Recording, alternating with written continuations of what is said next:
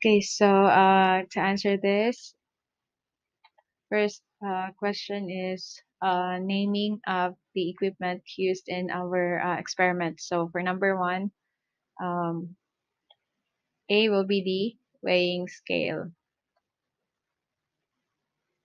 and then B will be um, the steering rod. Then C will be the beaker. Okay, those are the laboratory equipments used in this experiment. And then writing the balance equation, our reactants are HNO3, this is nitric acid, and then magnesium oxide, so MgO, forming magnesium nitrate plus H2O. So